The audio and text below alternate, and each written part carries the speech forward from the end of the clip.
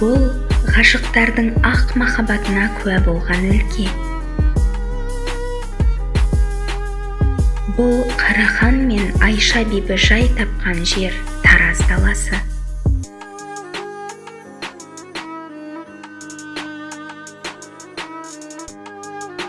Мен бүгін сіздерді осы Тараз жеріндегі көне сәулет өнерінің ғажайып туындыларымен таныстырсам деймін. Бұл туындылардың сәні мен салтанаты ежелгі сәулетшілердің шеберлігін дәлелдесе, қаланған әрбір тасы қосыла алмай кеткен ғашықтардың ақ махаббатына куә. Бұл Қарахан мен Айша бибі кесенелері.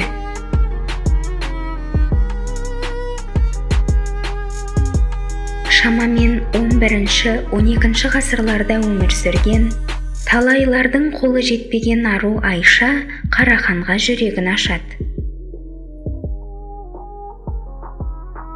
Бірақ аяқ асты соғыс басталып, Қарахан батыр ел қорғауға кетеді. Ғашығын күте-күте шаршаған Айша бір күні қасындағы күтушісімен бірге Қараханға бармақ болып жолға шығады. Қарахан шайқасып жатқан жерге жақындағанда, Айша шаңнан тазарып, салқындап алмақ болып суға түседі.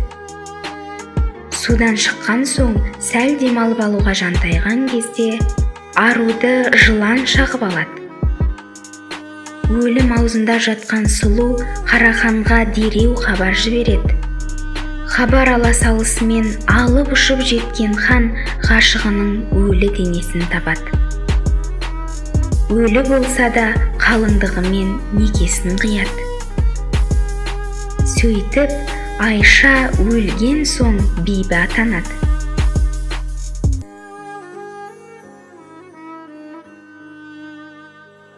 Тарих мұндайды бұған дейін де, одан кейін де көрмеген. Қарахан құшағына ала алмай кеткен бибісі Айшаға арнап күмбез тұрғызады.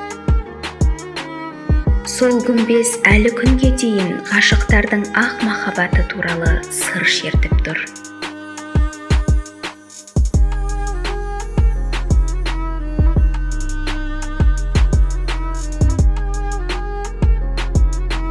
Қарахан кесенесі Айша бибі кесенесінен алыс емес жерде орналасқан. Ал осы қайғылы махаббат оқиғасына куә болған дала Тараз даласы.